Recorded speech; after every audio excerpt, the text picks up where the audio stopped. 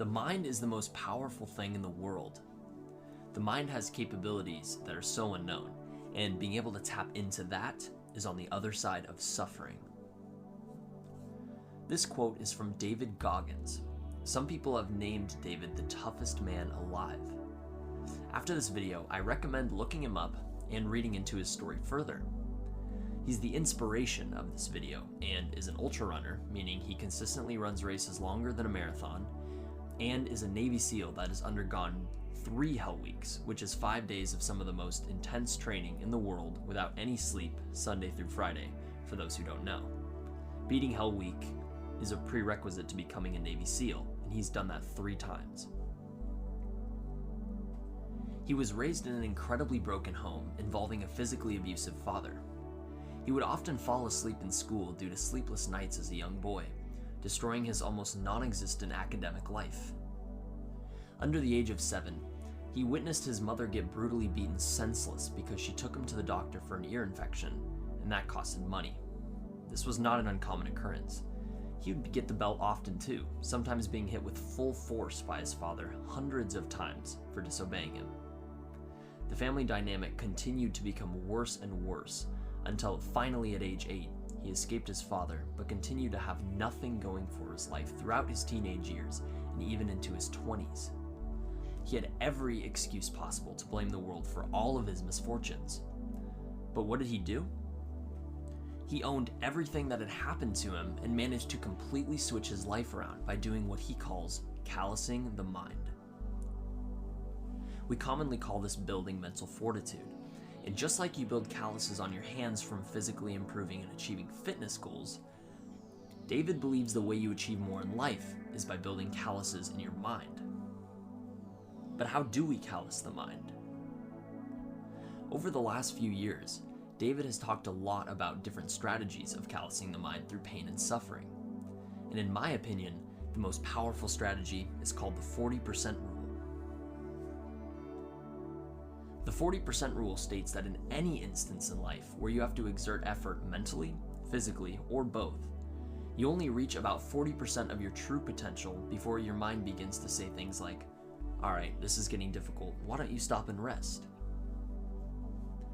But why 40%? Why that number specifically? The percentage can slightly vary, of course, depending on the instance, but when you've utilized roughly 40% of your potential, you've reached the point where persistence becomes uncomfortable. This is key. Anyone that's worked out before understands this.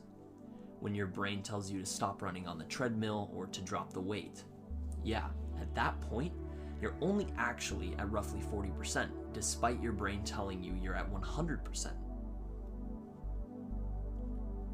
So how is this useful?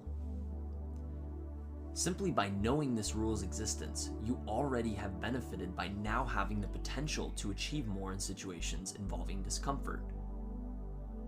Here's an example having to do with physical exercise.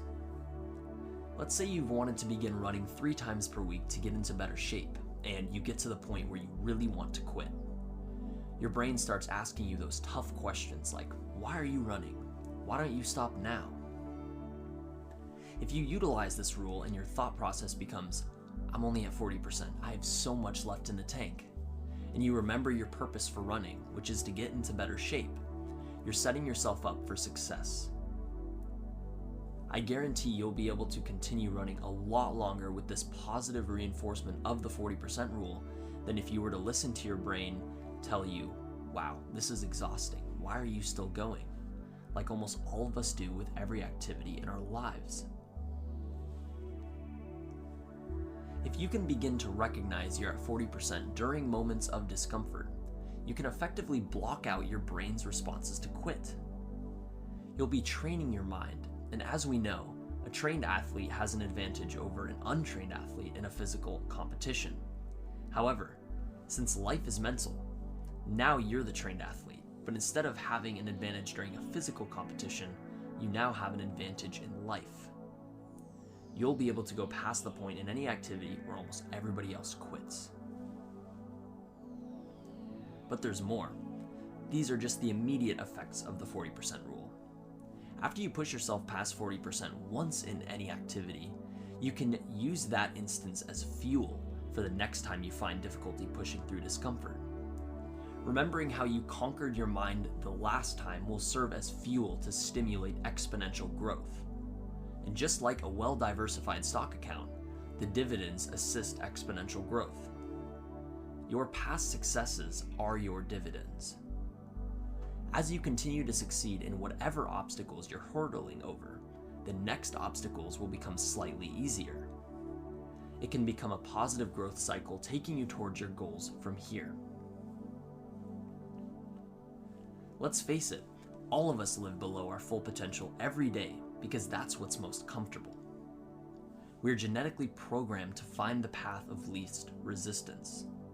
However, if you have a goal and know what it takes to achieve it, imagine where you'd be if you applied the 40% rule to it for a month, a year, 2 years. The choice is up to you.